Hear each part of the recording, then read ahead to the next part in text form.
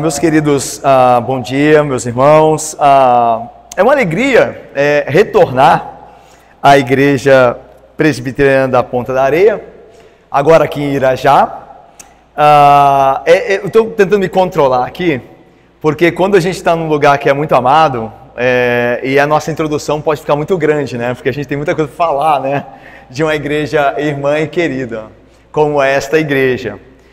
Eu me lembro, Reverendo Oreb, de que quando eu chego em Niterói, 2014, vocês estão aí no processo de organizar essa igreja, né? De deixar de ser congregação e organizar essa igreja. Então eu fiquei feliz e triste no mesmo instante ali, naquele mesmo momento. Por quê?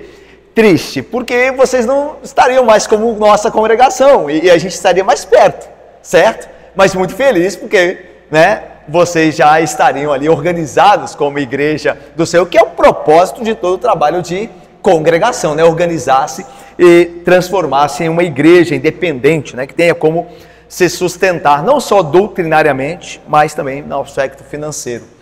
E a gente louva a Deus, eu e minha esposa estamos felizes, honrados com o convite, porque aqui na Igreja Presbiteriana de Ponta da Areia, ou como vocês costumeiramente chamam, né, IPPA, não é isso? Só passa gente muito boa aqui no aniversário, né? Então a gente lamenta que nesse ano o nível baixou, caiu, né? Mas o ano que vem melhora de novo. Mas eu me sinto muito honrado por essa oportunidade. É verdade que a gente tem um câmbio, né, uma troca de membros muito boa, né, gostosa, né? Porque eu mando uns para cá, você manda os dois para lá e a gente vai fazendo assim. Aliás, eu tenho aqui comigo, né, trouxe lá da nossa igreja, né, a parte da família da Gabriela e do Valdir, que é o Vitor, tá aqui, Sofia e Bi estão conosco, que frequentaram esta igreja também. Então não pode nem dizer que não é assim, né? Mas, meus irmãos, queridos, eu trago um abraço lá da Igreja Presbiteriana de Caraí, conhecida de vocês também, Igreja Irmã. Nós estamos também nesse mês de março comemorando o aniversário, né? Nós teremos agora no último domingo, que é sem ser esse o próximo, né? As nossas comemorações. Pena que a gente geralmente faz no domingo, né? De vez em quando a gente faz em algum ano uma programação no sábado, né? A gente agora tem um passeio da igreja no mês de maio, né, o mês da família, o nosso primeiro passeio da família no mês de maio. A gente sempre faz um passeio no final do ano, e o conselho decidiu agora fazer também no mês de maio, para não ficar tão distante a gente se reunir no passeio. Então a gente acaba deixando essa programação de sábado para esse passeio, então a gente acaba não tendo uma programação de sábado nos nossos aniversários, né? E aí vocês ficam um pouco impedidos de estarem conosco, porque é domingo aqui também, né? Então fica difícil sair domingo para estar lá. Mas vamos pensar no jeito de nos aproximar mais ainda, mais do que já estamos em Cristo. Então trago um abraço da nossa igreja ali no bairro de Caraí, uma igreja de Cristo em Icaraí. É isso? Irmãos, sem demora então, nós vamos ao Evangelho de Marcos. Evangelho de Marcos, eu peço aos irmãos que abram então a Bíblia de vocês no Evangelho de Marcos. Nós vamos a um texto que quando nós fizemos a exposição desse texto na nossa igreja, a pregação, nos falou muito. Eu gostaria de compartilhar com vocês também aqui esse texto de Marcos, capítulo 11. Marcos, capítulo de número 11.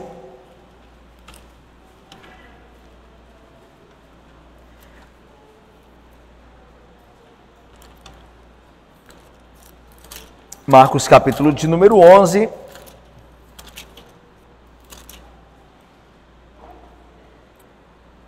Eu farei a leitura do versículo 12 até o versículo de número 21. Embora nós vamos tratar aqui na nossa exposição, né, da palavra do Senhor, um trecho maior. Mas eu me darei a leitura dessa perícope, desse trecho, né, de 12 a 21, porque é aí que está para nós o centro do que nós queremos trazer da parte de Deus nesta manhã, que é os irmãos. Então veja só o que diz o texto então sagrado do Evangelho de Marcos. No dia seguinte, quando saíram de Betânia, teve fome. E vendo de longe uma figueira com folhas, foi ver se nela porventura acharia alguma coisa. Aproximando-se dela, nada achou senão folhas, porque não era tempo de figos. Então lhe disse Jesus: nunca jamais coma alguém fruto de ti. E seus discípulos ouviram isto. E foram para Jerusalém. Entrando ele no templo, passou a expulsar os que ali vendiam e compravam. Derribou as mesas dos cambistas e as cadeiras dos que vendiam pombas. Não permitia que alguém conduzisse qualquer utensílio pelo templo. Também os ensinava e dizia: não está escrito, a minha casa será chamada casa de oração para todas as nações? Vós, porém, a tendes transformado em covil de salteadores. E os principais sacerdotes e escribas, ouvindo estas coisas, ouviam estas coisas e procuravam modo de lhe tirar a vida. Pois o temiam, porque toda a multidão se maravilhava de sua doutrina. E, vindo à tarde, saíram da cidade. E passando eles pela manhã, viram que a figueira secara, desde a raiz. Então Pedro, lembrando-se, falou: mestre, eis que a figueira que amaldiçoaste secou. Vamos orar? Ó Deus santo e bendito, mais uma vez pedimos ao Pai por tua palavra, ó Deus, que nós acabamos de ler, e pela exposição da mesma, que o Santo Espírito do Senhor nos auxilie, ó Deus, nos dando a graça de sermos fiéis à exposição do texto sagrado, e que a palavra, ó Deus, poderosa do Senhor que nos santifica, assim nos leve a produzir bons frutos, ó Deus, porque foi para isso que nos salvaste, ó Deus, tendo nos amado, para que nós produzamos muitos frutos, para a glória do seu santo nome, e para a honra do Senhor Jesus Cristo, nosso Senhor, a videira verdadeira, ó Deus, da qual nós somos os ramos. Assim abençoa-nos em nome de Cristo Jesus, nós oramos, com perdão dos pecados. Amém. Meus irmãos, nós estamos diante do Evangelho de Marcos, e eu faço aqui uma breve introdução, tá? Uma breve introdução, embora eu imagino que vocês o conheçam bem, ao Evangelho de Marcos. Mas Marcos, ele era e se tornara um dos seguidores do Senhor Jesus Cristo. Ele não era um apóstolo, ele não fora um apóstolo, à semelhança de Lucas. Então nós temos os 4 evangelhos, Mateus, Marcos, Lucas e João. E dentre esses 4 evangelhos, 2 deles foram escritos por apóstolos. Mateus, o primeiro, e o último, João. Marcos e Lucas não eram apóstolos. Mas, e aí? Não tinham autoridade apostólica, por assim dizer, para escrever, e devemos rejeitar os seus escritos? De forma alguma. Por que não? Porque eles escreveram sob, de fato, a autoridade apostólica. Tanto que Marcos, isso é sabido, pela história e pelo próprio testemunho dos evangelhos, que Marcos, ele era próximo de Pedro. Aliás, ele era considerado por Pedro como um filho amado, assim como Paulo também considerava a Timóteo. De certa forma, Marcos era o Timóteo de Pedro, certo? Era o filho amado de Pedro, andavam muito juntos. E este Marcos, que era também filho de uma mulher chamada Maria, e não confundi-la, obviamente, com a mais famosa entre as Marias, né, a mãe de Jesus, Marcos era também filho de uma mulher chamada Maria. O texto de Atos, um dos textos de Atos, nos mostra isto.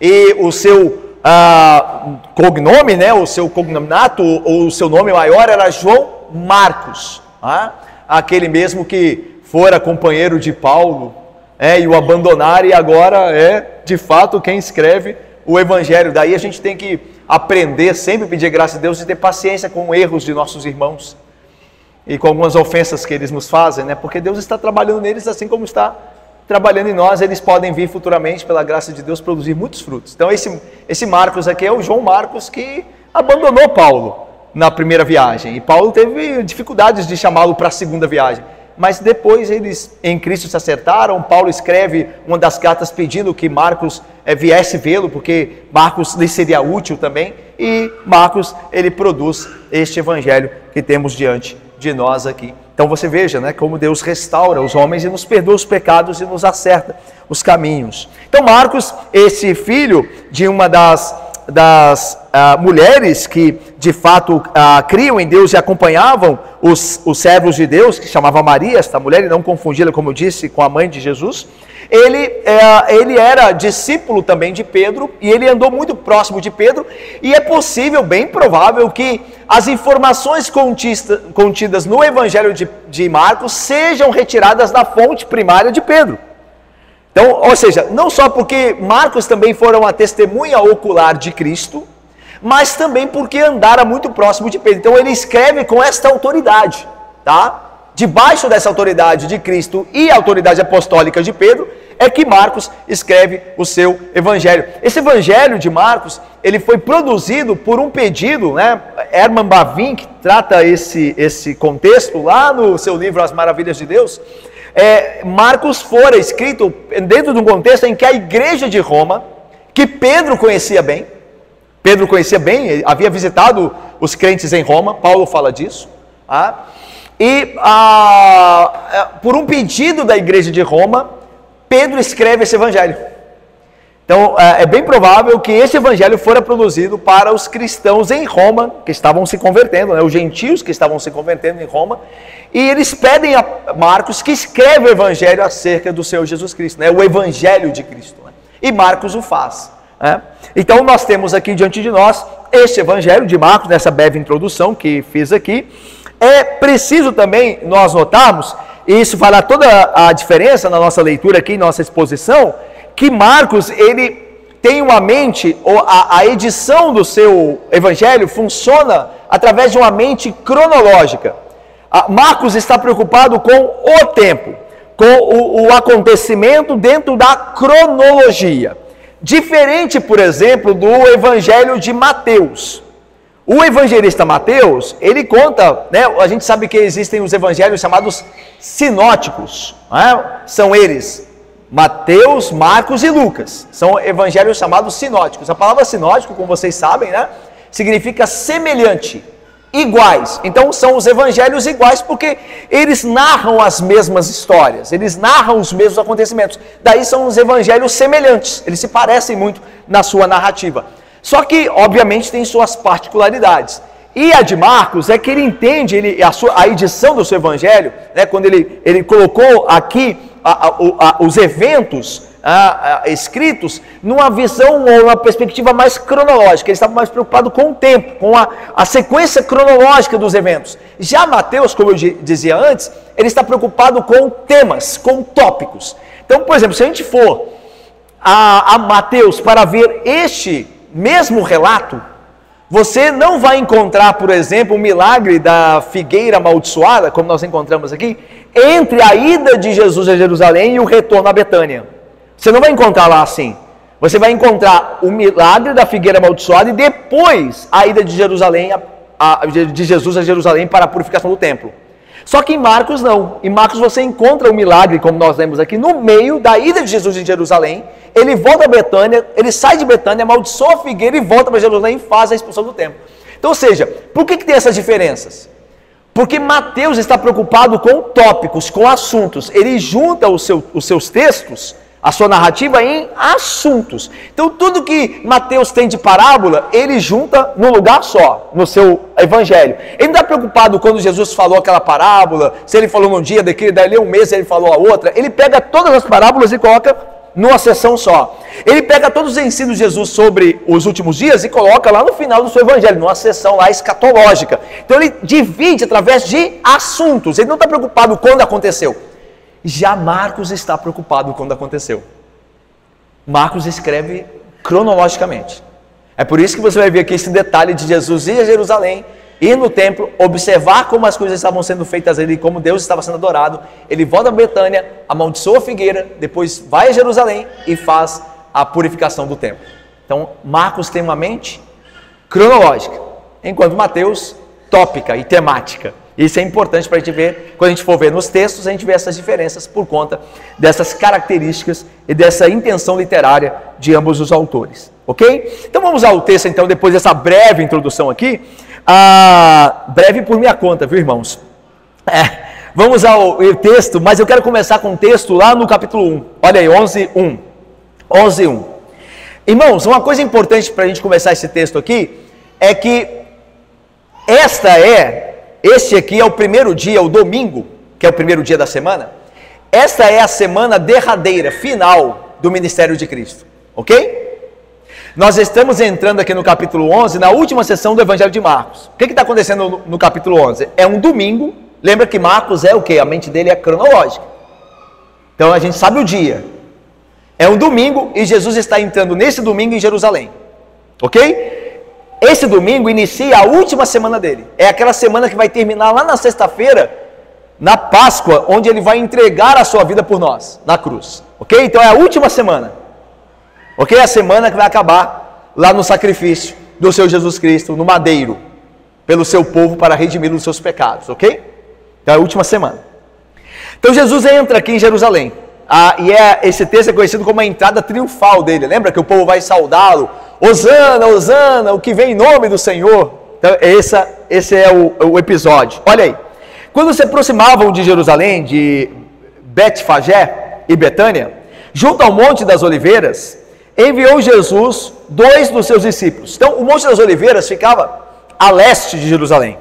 Então ele ficava muito próximo de Jerusalém, e era um monte maior do que o Monte Sião, onde ficava a cidade. Então o Monte das Oliveiras era maior do que o monte onde ficava o templo.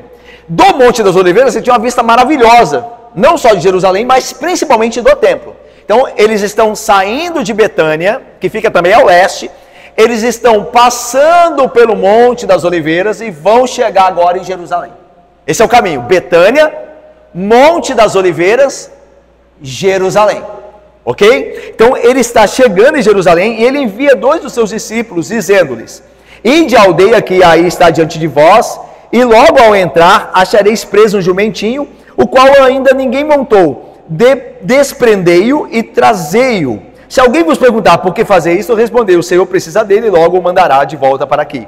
Então foram e acharam o jumentinho preso junto ao portão do lado de fora na rua e o desprenderam. Alguns dos que estavam ali reclamavam: que fazeis soltando o jumentinho? Eles, porém, responderam conforme as instruções de Jesus. Então os deixaram ir. Levaram o jumentinho, sobre o qual puseram as suas vestes, e Jesus o montou. É interessante aqui que se fosse Mateus aqui, o que Mateus diria?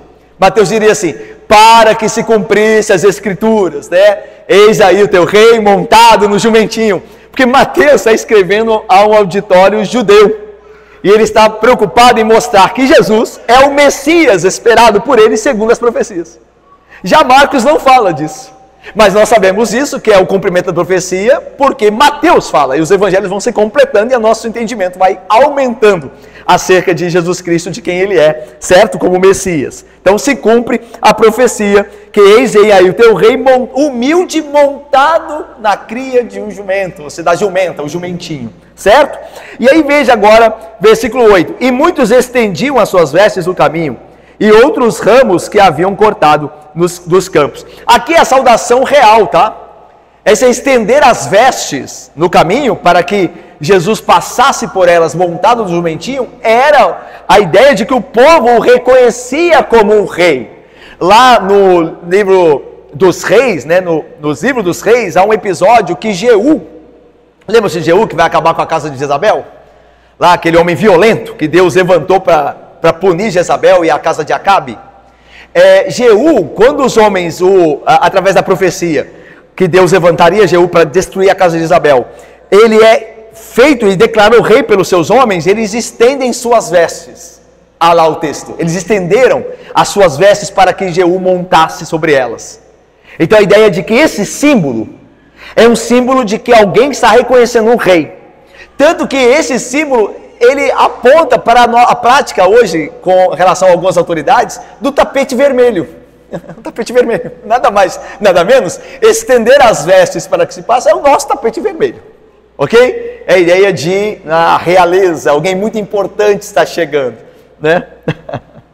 Você, mulher aí que já casou, você foi uma rainha um dia, né, no seu casamento, quando você passou por aquele tapete vermelho. Eu imagino que tinha um tapete vermelho lá, eu não sei se em todos os casos houvera de fato. Mas a ideia é essa, certo? Então veja, o versículo 9 diz assim: tanto os que iam diante dele, como os que vinham depois clamavam: Hosana, bendito que vem em nome do Senhor. Bendito o reino que vem. O rei, tá vendo? A ideia de rei, a ideia de estender as vestes tem a ver com o rei, né? O reconhecimento. Porque tudo aqui tem a ver com o povo clamando o rei. Bendito o reino que vem, o reino de Davi, nosso pai, Hosana nas maiores alturas. Aí veja, até aí. Então veja, eles estão citando salmos aqui, certo? São salmos citados, que é o salmo citado, é o salmo 118. Quando diz lá, Hosana, Hosana, a palavra Hosana significa salva-nos, Senhor. É o que significa Hosana. Então eles estão cantando, salva-nos, salva-nos, Senhor. E é interessante, meus irmãos, que lá no Salmo 118 também, há a questão dos ramos. Né? A gente sabe que nesse episódio, eles acenavam com ramos. Né? Os outros evangélicos sinóticos vão fazer menção dos ramos acenados. Porque o Salmo também diz que o rei seria saudado, o Salvador, saudado com ramos. Aliás, o Salmo 118, ele canta o Salvador. É um salmo sobre o Salvador, sobre a salvação que vem de Deus. Então tem todo esse contexto aqui. Agora é importante entender também que não só a questão do Messias Salvador estava aqui em jogo, por isso o salmo é trazido à memória do povo que cantava na entrada de Jesus em Jerusalém, mas também um episódio que a Bíblia não narra, que aconteceu no período intertestamentário, né? O período intertestamentário é aquele período que vai aí, que está entre o final do Velho Testamento e o início do Novo. Passaram-se anos ali, é o que os historiadores chamam de período intertestamentário, entre os testamentos, né? Naquela virada de página sua ali, né? Do último livro do Antigo Testamento para o primeiro, né? De Malaquias para Mateus, você tem anos ali transcorrendo, né? Aquela virada de página. E naquele período, vocês se lembram que Jerusalém, a região da Judéia, ela continuou governada por povos, né, opressores, né, povos pagãos que tomavam conta da região, certo? Antíoco Epifânio é dessa fase aí intertestamentária, né? Ele governou também, ele teve a profecia lá em Daniel acerca desse imperador pagão, e ele de fato governou sobre a Judéia, mas ele foi expulso, diz lá, né, os historiadores desse período intertestamentário, ele foi expulso da terra dos judeus pela família, e aí a gente vai ter mais tranquilidade de lembrar, né, pela família dos Macabeus, lembra, né, os famosos Macabeus, né? Tem até os livros apócrifos, né, dos Macabeus, né, 1ª e 2ª Macabeus, né, a Bíblia Católica Romana tem, né, esses livros, erroneamente os tem, né, porque os consideram inspirados quando eles não são, mas mesmo que não sejam inspirados, são uma fonte de história, claro que sempre com o pé atrás, né, porque como não são inspirados, você não sabe se tudo que está de história é verdadeiro, mas é uma fonte de pesquisa pelo menos. Então, nesse período intertestamentário, esses Macabeus, liderados por Judas Macabeus, eram uma família que liderou um grupo nacionalista, político nacionalista, para se revoltar contra o império estrangeiro que governava a Judéia na época. E eles conseguiram expulsá-los de lá. E diz a história que quando eles conseguiram expulsar os povos que eram opressores e pagãos de Judá, do território de Judá, os judeus saíram comemorando nas ruas aquela vitória política militar com ramos. Porque eles provavelmente entendiam a família dos Macabeus, e talvez a pessoa mais importante, Judas Macabeus, como um tipo de Messias. Porque havia libertado a eles da opressão. Ok? Então eles viam os Macabeus como uma espécie de Messias, um cumprimento messiânico. E aí talvez eles tenham pegado o Salmo 118, os judeus, e comemorado com os ramos lá, como ordenava o Salmo 118, quando viesse o libertador, o Salvador de Jerusalém e da Judéia, do povo de Deus. Então tem todo esse contexto político-militar. Então a ideia aqui, por que é importante isso para a gente olhar agora para o texto aqui? Porque a ideia é de que o povo está celebrando Jesus não como deveria. Essa é a ideia aqui. Que ainda que haja uma festa aqui, eles não entenderam o que Jesus veio fazer. Eles estão pensando que Jesus é um libertador político-militar. Que ele vai agora, entrando em Jerusalém, ele vai direcionar-se ao palácio do procônsul, do procurador romano, e vai expulsar os romanos de lá, e vai libertar politicamente Jerusalém. Eles estão esperando isso, Jesus. A ideia de que eles, colocando ramos lá, eles estão novamente relembrando e invocando o que fizeram os Macabeus. a vitória dos macabeus. Então agora sim o Senhor vai nos libertar do Império Romano. Certo? E é por isso que Jesus lamenta. Aliás, tem um tom fúnebre. Aliás, o Evangelho de Marcos, agora nessa última parte, ele tem um tom muito pesado, muito carregado. Por quê? Porque a ideia de que o Messias está chegando, mas ele não está sendo recebido como deveria. Tanto que no final dessa semana ele será crucificado. Ele ouvirá do seu povo, crucifica-o, crucifica-o. Então há um tom aqui de lamento. Porque o povo, embora celebre-o, não entende o que ele veio fazer de fato. Não entende que o reino dele não é o reino deste mundo, não é um reino político-militar, mas é o reino espiritual, o reino da verdade. Lembra que ele fala com Pilatos? Ah, tu és rei. Ele diz, para isso nasci, para ser de fato o rei, mas o meu reino não é deste mundo. Todo aquele que ouve a verdade, pertence a mim, é do meu reino. Aí Pilatos pergunta, né, o que é a verdade? Jesus não fala nada. Porque tem um teólogo que diz algo maravilhoso, né, que Jesus não responde o que é verdade, porque Pilatos estava diante dela. Ele é a verdade. Então ele não responde, porque Pilatos olhava para a verdade. Então Jesus diz, o meu reino não é deste mundo. Ou seja, a ideia não é que Jesus não governa sobre esse mundo. É que meu reino não é de acordo com este mundo. Ele não está, de fato, apoiado em princípios estruturais deste mundo. Ele não é político-militar. Eu não vou conquistar um reino através de armas, que é geralmente o que se conquista, né? Quando os reinos da terra prevalecem através de armas, de força. Jesus diz, o meu reino não é deste mundo. Então, mas o povo esperava um reino deste mundo. Esperava um libertador político-militar. E aqui é interessante, porque ao invés de Jesus ir, então, segundo a expectativa do povo, para o palácio do procônsul romano, certo? Ele vai ao templo. E eu imagino a frustração de muitos ali, em ver o caminho que Jesus tomara. Jonatas e Fernando, meu irmão. Ao invés de Jesus ir lá ao palácio romano, lá, estabelecido ali em Jerusalém, para expulsar os romanos, ele vai ao templo. Porque o que Jesus veio fazer é estabelecer o reino dele espiritual, o reino do Pai dele. Então ele vai à casa do seu Pai. Isso aqui é interessante, né, irmãos? Porque o nosso querido reverendo Oreb aqui, antes de nos passar a palavra, nós oramos juntos pelo nosso país, né? E a Bíblia diz que nós devemos orar pelos nossos magistrados. E devemos orar pela paz da cidade, porque na paz da cidade nós teremos paz, certo? Então nós devemos fazer como fizemos aqui nesta manhã. Mas ao mesmo tempo, nós não devemos jamais, como foi dito aqui também, e corretamente, nós não devemos jamais colocar nossas esperanças últimas nos reinos, ou nos impérios, ou nos governos deste mundo. Eu tenho falado isso na nossa igreja também, né?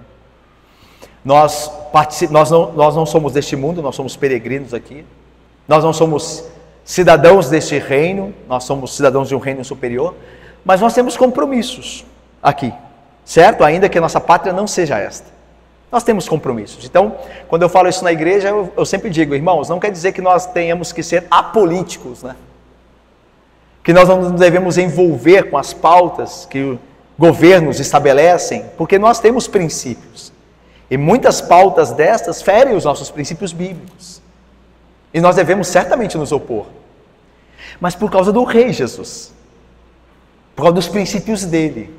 E não na defesa de um partido ou de um personagem político. Embora, obviamente, sempre haverá melhores políticos do que outros. Claro, e é justo que nós tenhamos esse critério. Mas o nosso Rei é Cristo Jesus. E como foi dito aqui também pelo reverendo Oreb, nós sempre estaremos guardados nele. Ele fará justiça. Ele virá com o seu cetro e despedaçará os ímpios da terra. Nós esperamos, não é questão de que se isso vai acontecer.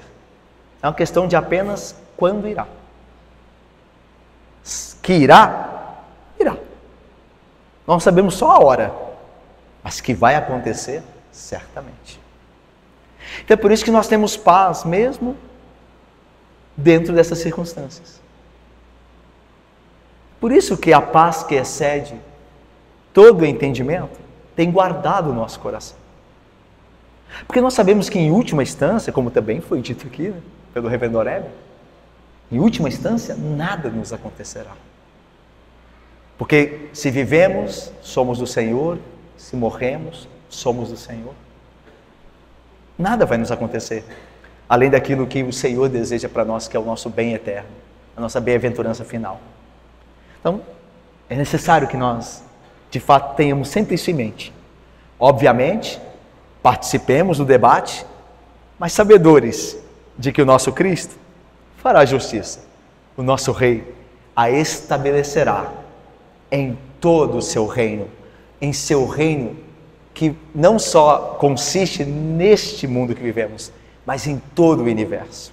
E a glória do Senhor, como diz Isaías, encherá a terra como as águas cobrem o mar. E nós aguardamos este dia. Nós olhamos para este dia com esperança e certeza absoluta. Mas esse povo não via assim. E nós somos tentados também, muitas vezes, a não ver como devemos. E nos empolgarmos política e partidariamente, como este povo se empolgou aqui, né? A ideia de ver Jesus apenas como um libertador político-militar. Mas ele foi ao templo, olha aí o que diz o versículo 11. E quando entrou em Jerusalém, no templo, tendo observado tudo, como se já fosse tarde, saiu para Betânia com os 12. É interessante que Jesus vai ao templo então, e ele, veja que agora, nesse domingo, é um domingo, né? Nesse domingo, ele não faz nada no templo, ele está a observar. E eu estava aplicando isso à nossa igreja lá, em Caraí, nossa igreja irmã, é que Jesus observa como os adoradores o adoram. Ele é aquele que sonda os corações. Então ele sabe como nós estamos aqui, com que intenção estamos, como viemos, porque ele observa essas coisas. Porque é interessante que todo o juízo de Deus, nós veremos aqui que Deus vai purificar o templo, né? Nós veremos então o juízo dele, Cristo fazendo isso. Ele observa, ele não julga sem antes ter a base do juízo, sem observar, sem ter o critério apurador. Então ele está a observar. Lembram-se quando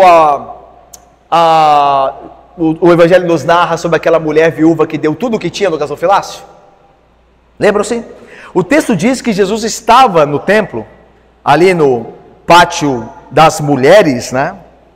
Onde tinham lá os gasofilácios, os 13 gasofilácios, em forma de trombeta, né? E Jesus o texto diz que ele estava a observar como os homens lançavam ali as suas ofertas. Interessante, diz, ele estava a observar. E aqui novamente você vê, tendo observado tudo. Então o Senhor nos observa quando nós adoramos. Ele quer nos encontrar sinceros.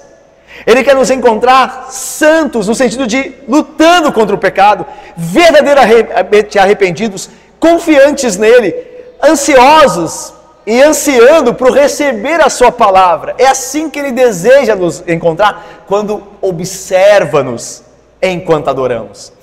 Então o Senhor está sempre a observar, ele sonda o nosso coração, ele vê o que ninguém pode ver. E aí então diz que ele, observando tudo, como já fosse já tarde, né, ou como fosse já tarde, saiu para Betânia. Lembra que Betânia era a aldeia próxima de Jerusalém, lembra? Então a ideia é que ele saiu a leste do templo, ele sai do templo, passa pelo Monte das Oliveiras e chega na aldeia, no vilarejo chamado Betânia. E os irmãos se lembram que Betânia era onde residiam a família amada, né? Não só essa família, mas o Evangelho diz que essa família, Jesus tinha até uma proximidade maior, pelo menos pelo relato dos Evangelhos. A família de Marta, Maria e Lázaro, ou Lázaro, Marta e Maria, moravam em Betânia, né? Os sinóticos não dizem se Jesus estava pernoitando, né, hospedado na casa desta família de Lázaro, mas é bem possível, né? É possível, ele estava sempre lá, né? Quando ele estava em Betânia, né? Vocês se lembram que Lucas também, o Evangelho de Lucas narra, né? Quando Jesus estava ali na casa de Marta e Maria, e Marta estava ocupada com muitas coisas, vocês conhecem essa história, né? Certamente. E ele estava lá, então é bem possível que ele também estivesse em Betânia, hospedado na casa desses irmãos. Mas aí veja, ele vai a Betânia, aí amanhece o dia, agora nós estamos numa segunda-feira, nós estávamos no domingo. Aí Jesus voltou para Betânia, dormiu, aí logo de manhã ele acorda. Então nós estamos numa segunda-feira daquela semana. Então olha aí o que diz. No dia seguinte, versículo 12, quando saíram de Betânia, Jesus teve fome. Aqui teve fome é uma referência a Cristo. E aí mostra a humanidade dele, né? Eu não vou falar muito disso, porque aqui não é o ponto, mas é deveras importante, claro, é óbvio, é fundamental, é vital para a fé. Mas a natureza de Cristo é um mistério, eu estava falando na igreja sobre isso também, né? A natureza de Cristo como um mistério, né? A natureza divina e humana, as duas naturezas, em uma pessoa só. Duas naturezas em uma pessoa só. Nós nunca vamos compreender. Nós somos uma pessoa com uma natureza, né? Mas Jesus é uma pessoa com duas naturezas, a divina e a humana. Ele não é 50% Deus e 50% homem. Ele é 100% Deus, 100% homem. As duas naturezas em uma pessoa, e essas naturezas não se misturam. Elas não se misturam. Elas estão nele, mas elas não se misturam. Então, Jesus age como Deus. Ele é Deus quando dá ordens ao vento e ao mar, e eles obedecem. Ele age quando o homem como tem fome. Então, que mistério é a pessoa de Cristo? E que cuidado nós temos que ter quando nós pensamos e falamos de Cristo, irmos apenas no que o Evangelho nos permite ir, no que as Escrituras nos permitem ir. Porque é um mistério. Se ele era homem como nós, e nós podemos, de certa forma, compreendê-lo, por ele ser homem como nós, porém sem pecado, mas ele não é apenas um homem, ele é o Deus homem. E essas duas naturezas não se separam. Quando Jesus foi crucificado, quem foi crucificado? Jesus, o Deus homem. Tanto que a Bíblia diz, os apóstolos, os seus escritos, dizem que Deus derramou o seu sangue. Mas a gente fala assim, mas Deus tem sangue? Na pessoa de Cristo tem. Porque Ele é o Deus homem. Que mistério. Que mistério. Mas aqui há, de fato, a evidência da natureza humana. Ele teve fome como qualquer outro homem tem. E aí diz o texto, olha só. E vendo de longe uma figueira com folhas, foi ver se nela, porventura, acharia alguma coisa. Aproximando-se dela, nada achou senão folhas, porque não era tempo de figos. Então veja lá, Jesus está saindo da casa provavelmente, né, da casa de um dos seus homens. A gente acha que a princípio pode ser a casa da família de Lázaro. Ele está saindo e a ideia é, por que não deram um café da manhã para ele, né? Como diz o outro, eu estou aqui, eu espero almoçar com vocês, viu? Não me mandem embora antes do almoço, né? Estou brincando, mas estou brincando, irmãos. Mas a ideia é que você está hospedado na casa de alguém, você levanta de manhã, você espera que a casa ali, os seus hóspedes te deem um café da manhã. E aqui Jesus sai de lá com fome.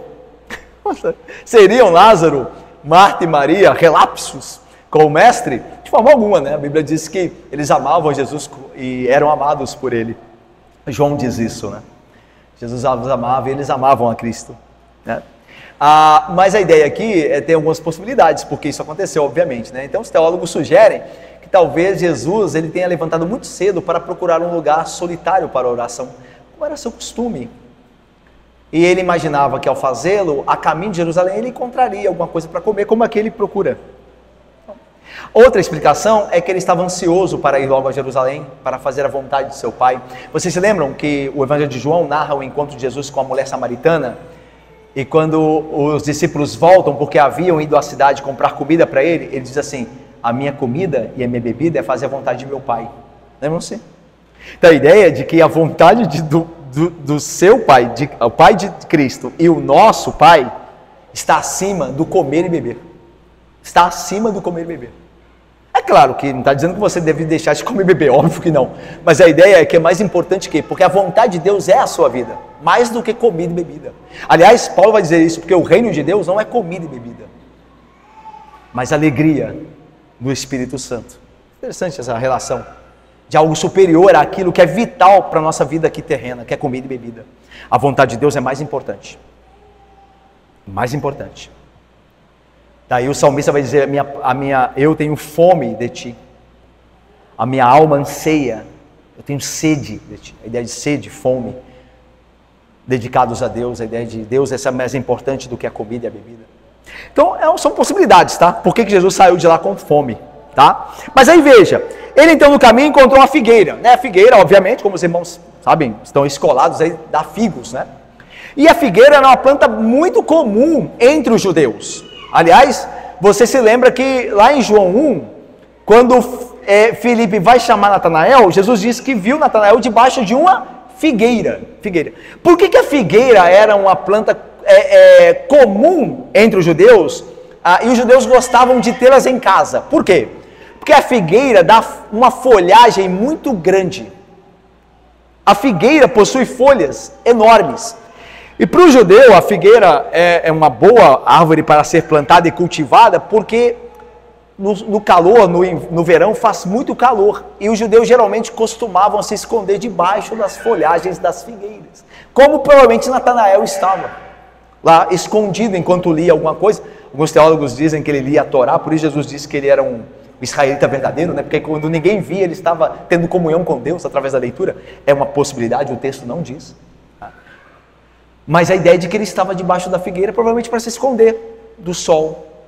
Então era muito comum o cultivo das figueiras no meio dos judeus ou entre os judeus. E aí o que acontece com essa figueira? É que Jesus observa que ela tem uma vasta folhagem, ela está cheia de folhas. E a figueira, normalmente, quando ela vai dar frutos, ou já os possui, ela tem folhas. Quando você vê uma figueira com folhas, provavelmente, ela tem frutos. Só que neste caso, ela não tinha, porque o texto informa que não era tempo de figos. Não era o período de figos, né? Não era o tempo de dar. Então, por que Jesus foi? Aqui, meus irmãos, é um ato simbólico. A ideia é, Jesus poderia saber que não havia frutos lá? Sim, porque ele é Deus. Mas ele poderia também não saber, na economia da sua natureza, né, das suas duas naturezas, na economia delas, não saber como homem? É possível também. Certo? Que Jesus tenha ido não sabendo, porque ele é homem também. Mas é possível que ele tenha ido sabendo que era figueira. Se ele foi como Deus, ele tinha um motivo para ir e trazer um ensino, porque os discípulos viram o que aconteceu, a maldição da figueira. Eles viram, a Bíblia diz que eles viram como ele amaldiçoou a figueira, e ouviram, ok? Mas se ele foi sem saber, é porque a natureza dele é humana também, e isso também serviria para o propósito do ensino que ele tiraria. Então, de um jeito ou de outro, não interfere em nada o fato de Jesus ter ido, mesmo ou não sabendo se era tempo de figos, porque ele vai tirar dali um exemplo, e nós vamos entender esse exemplo. Ok? A figueira é um sinal, é um exemplo de algo muito maior. Então vamos lá.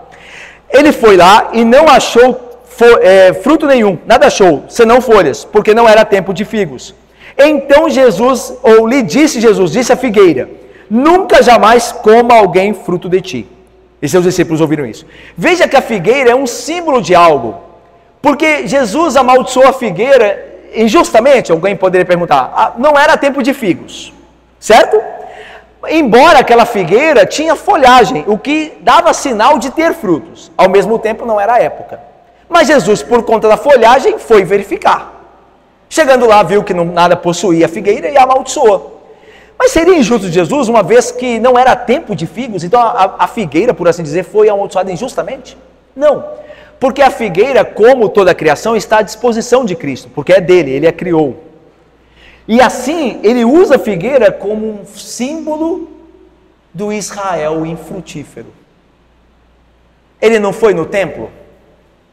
Lembram? Domingo? Ele foi ao templo, lembram? Como diz o texto? Aí ele olhou, observou. O que ele estava fazendo? Ele estava procurando o que lá? O que ele estava procurando? Frutos. Assim como ele foi à figueira procurar fruto. Ele foi no templo procurar frutos espirituais. Ele foi procurar sinceridade, santidade, amor ao próximo, louvor a Deus. Foi isso que ele foi procurar. Estavam cheios de folhas, porque estavam no templo, tudo lá, o comércio, o sacrifício, parecia ser espiritual, porque dava sinal de que era, mas quando ele observou melhor, ele viu que não havia frutos, assim como essa figueira, que tinha folhagem, parecia ter frutos, mas olhando melhor, nada achou. Então a figueira é símbolo daquele Israel infrutífero. E é por isso que a história da figueira, como Jesus de fato aconteceu cronologicamente, e Marcos percebe muito bem, está entre os eventos da ida de Jesus ao templo, de verificar e observar, e depois do juízo que vem logo assim. Porque é isso que ele faz com a figueira, ele observa, vê que não tem fruto e amaldiçoa. No templo ele vai, observa, não há adoração verdadeira, e depois vai expulsar, vai trazer juízo, vai expulsar as pessoas de lá. Ok? Isso está acontecendo aqui. E a figueira é um símbolo do juízo de Deus a uma igreja sem frutos verdadeiros. E aí veja aqui, agora versículo 15. E foram para Jerusalém. Entrando ele no templo, passou a expulsar os que ali vendiam. Vamos ler juntos esse versículo? Leiam comigo, por favor. Versículo de número 15 e 16. Leamos juntos. E foram para Jerusalém. Entrando ele no templo, passou a expulsar os que ali vendiam e compravam. Derribou as mesas dos cambistas e as cadeiras dos que vendiam compras. Não permitia que alguém conduzisse qualquer princípio do templo. Até aí. Então foram para Jerusalém. Depois de ter amaldiçoado a figueira, Jesus retorna nessa segunda-feira a Jerusalém. E então ele entrou e agora ele não veio observar. Agora ele entra e começa a expulsar os que ali vendiam e compravam. Lembra que nos sinóticos se narra, né, as duas purificações, né, do templo. Existem, né, duas purificações narradas de Jesus com relação ao templo. Ele expulsa os vendedores, os cambistas, os compradores duas vezes. Ele faz isso duas vezes. No início do seu ministério e no final dele.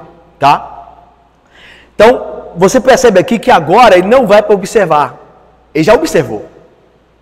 E ele vai agora para julgar, de certa forma, porque ele passa a expulsar do templo aqueles que vendiam e compravam. Irmãos, que comércio havia ali? Que tipo de venda que se fazia no templo? Como os irmãos sabem, havia os vendedores de animais, porque eram os animais próprios para os sacrifícios. No templo você ia apresentar o seu animal ao sacerdote para que ele sacrificasse o animal, que seria sacrificado no seu lugar. Okay? Tinha todo o rito lá, desde o Antigo Testamento. Colocar a mão sobre o animal, depois o sacerdote ia, a própria pessoa matava o animal e o sacerdote oferecia no altar. Então veja, havia todo esse rito. Imagina que você é alguém que mora muito longe de Jerusalém. Coloque-se lá na época. Você mora muito longe de Jerusalém. Você teria um trabalho enorme de levar todos os animais da onde você morava até Jerusalém. Por que não comprá-los lá? E aí não tem problema nenhum. Algum problema nisso? De comprar o animal mais próximo de Jerusalém? Não. Era uma facilidade. Não há nenhum pecado nisso. Nós vamos ver que o contexto aqui havia pecado. Mas a princípio, fora desse contexto, não havia pecado. Havia uma praticidade, algo prático. Então havia esses vendedores. Ok? Tanto que diz, uma das purificações do templo, narra a Bíblia, que Jesus pegou um azorrague e começou a expulsar. E tem essa ideia de que Jesus, eu vi gente pregando, né, falando que Jesus pegou a azorrague e começou a bater nas pessoas com a azorrague. E provavelmente não foi assim, irmãos. Provavelmente Jesus, com o azorrague, começou a tocar os animais, bater nos animais, porque é assim que faz, né? Você quer fazer com que o animal corra, você bate, dá no lombo dele. E aí os animais saíram correndo e os vendedores saíram correndo atrás dos animais, porque é o dinheiro deles. Aí todo mundo foi junto com os animais lá. Então é assim que provavelmente aconteceu, ok?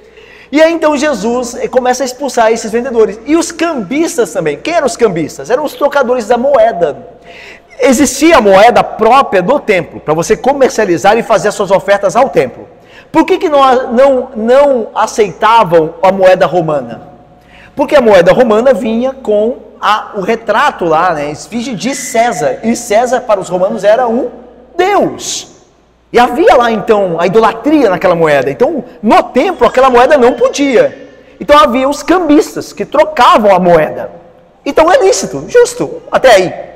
Qual que era o problema então? Se não tem problema de você vender lá os animais, para o pessoal não vir de longe com animais e comprar ali que é mais prático, e fazer o câmbio das moedas, que também entende se é idolatria e não, ok. Qual que era o problema? É que eles trouxeram essas barracas, esse comércio para dentro do templo. Não se sabe quando esse movimento aconteceu. Estava fazendo uma pesquisa que antes destas narrativas sobre a purificação do templo, o comércio ficava ao pé do monte. Não no monte, muito menos no templo, mas ao pé do monte. Então quando a pessoa chegava, dependendo de onde ela chegava, ela tinha contato com esse comércio, comprava as coisas que precisava, trocava as moedas e subia ao templo. Só que de alguma maneira, a elite sacerdotal decidiu trazer essas coisas para dentro do templo e pior ainda, para o pátio dos gentios. E agora a gente começa a entender por quê que eles trouxeram para dentro do templo. Vocês se lembram que o templo templo de Salomão era muito menor o complexo, né, do templo, né, do que o templo de Herodes. Nós estamos aqui diante do templo de Herodes. O templo de Herodes já não está terminado e nunca terminaria, mas é o templo de Herodes com suas reformas e ampliações. Então o templo de Salomão, ele era bem menor, o complexo do templo, do que este templo que nós temos diante de nós. O templo que nós temos diante de nós, com a reforma e ampliação de Herodes, possui o templo que é santo lugar e santo dos santos, ok? O templo. Depois, no templo de Herodes, depois você tem o pátio dos homens, do lado de fora, o pátio dos sacerdotes, o pátio dos homens, o pátio das mulheres, e em torno um grande pátio, que era chamado o pátio dos gentios, ok? Dá para entender mais ou menos? Então, pátio o templo, pátio dos sacerdotes, pátio dos homens, pátio das mulheres, e aí um grande pátio dos gentios. Então, cada um desses pátios marcava o limite até onde aquele grupo pertencente àquele pátio podia ir. Então, o pátio dos gentios, eles circulavam ali, faziam suas orações, onde tinha o pórtico de Salomão, tinha ali a entrada, os pórticos, mas não podiam entrar no pátio dos judeus, onde estava dividido o pátio dos judeus entre mulheres, judeus e sacerdotes. As mulheres entravam, as mulheres judias entravam, só que elas não podiam entrar no pátio dos homens judeus. E os homens judeus entravam mais além, mas não podiam entrar no pátio dos sacerdotes. Então era assim que acontecia. O que a elite sacerdotal fez? Permitiu que as barracas de cambistas e vendedores ocupassem o pátio dos gentios, porque eles não gostavam dos gentios. Era o lugar da adoração dos gentios, mas eles não queriam os gentios ali. Então aonde vamos colocar essa bagunça? Vamos colocar no pátio deles. Porque nós é que, os judeus pensavam, nós é que somos o povo de Deus. Nós é que fomos escolhidos. E nós devemos ser beneficiados com as coisas para nós comprarmos mais próximas de nós. Então hoje nós podemos colocar as coisas mais próximas de nós no pátio dos gentios, eles que se virem lá. Isso tem tanto a ver que olha o que Jesus lembra de Isaías. Olha aqui. Não permitia que, versículo 16, não permitia que alguém conduzisse qualquer utensílio pelo templo. Também os ensinava e dizia, não está escrito? Aí ele vai citar Isaías, capítulo 56, versículo 7. A minha casa será chamada casa de oração para todas as nações, irmãos, para os gentios também.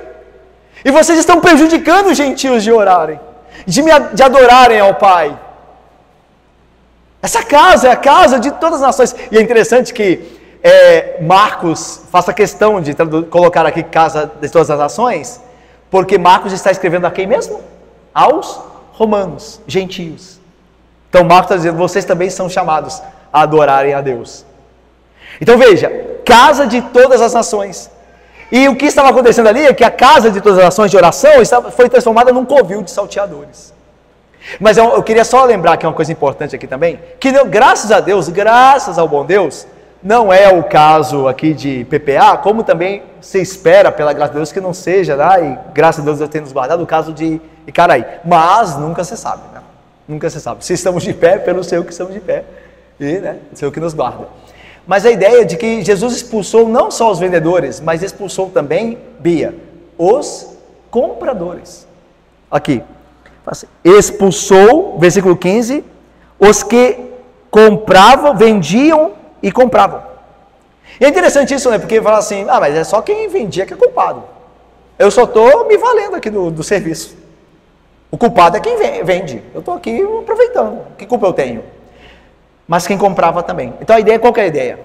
A ideia é que, e eu falei isso na nossa igreja também, a ideia é que quando nós participamos de uma adoração falsa, mesmo que nós não estejamos conduzindo, nós também somos parte do que está acontecendo. Ok? Então quando nós, e veja, vamos sair um pouco da esfera eclesiástica. Quando nós participamos de festas mundanas, de festas em que a vontade de Cristo não é feita, o nome dele não é honrado, e nós estamos lá pensando assim, não foi eu que promovi, então eu não sou culpado. Não. Diante de Deus, se nós andamos junto com o impuro, junto com o ímpio, nós vamos ser julgados igualmente. Então, por isso que a Bíblia diz, bem-aventurado o homem que não anda no conselho dos ímpios, não se detém. Por isso que Davi vai orar a Deus como rei, dizendo assim: afasta de mim os ímpios, eu quero eles distantes de mim, quero fazer a tua vontade. Então a ideia é de que aquele que anda com os ímpios será julgado juntamente com os ímpios, terá ali o castigo dos ímpios. Então essa é a ideia, irmãos. Então eu falo, nossas igrejas têm procurado, né, ter um culto que agrada a Deus segundo a palavra dele. Mas às vezes nós podemos falhar quando nós estamos fora do ambiente eclesiástico. Nós podemos nos associar a coisas que nós falamos: não somos nós que estamos promovendo, não foi eu que tive a ideia, então eu vou, porque afinal, né, não tenho tanta culpa. E a ideia é que quando Jesus chegou lá, ele expulsou os que compravam e os que vendiam. E lembre-se que você e eu estamos sempre adorando a Deus, aqui neste prédio, como igreja reunida, e fora dele também. Então tudo tem a ver com a adoração, de como nós adoramos, com quem nós nos juntamos. Tudo isso tem a ver com a adoração e vontade de Deus. Então é bom a gente pensar nisso, né? Para que Deus nos guarde. E aí eu termino o versículo 18. E os principais sacerdotes, caminhando para o fim, os principais sacerdotes e escribas ouviam essas coisas e procuravam um modo de tirar-lhe a vida, ou de lhe tirar a vida, né? Pois o temiam, porque toda a multidão se maravilhava da sua doutrina, e vindo à tarde saíam para a cidade, ou saíram da cidade. Irmãos, por que os principais sacerdotes aí, e escribas, né, que viviam sempre juntos, aliás, os escribas, né, aqueles que escreviam e interpretavam a lei, os sacerdotes eram aqueles que ensinavam o povo, que estavam responsáveis, melhor dizendo, pela adoração. Por que eles estavam querendo matar Jesus? Porque Jesus tinha mexido no negócio deles.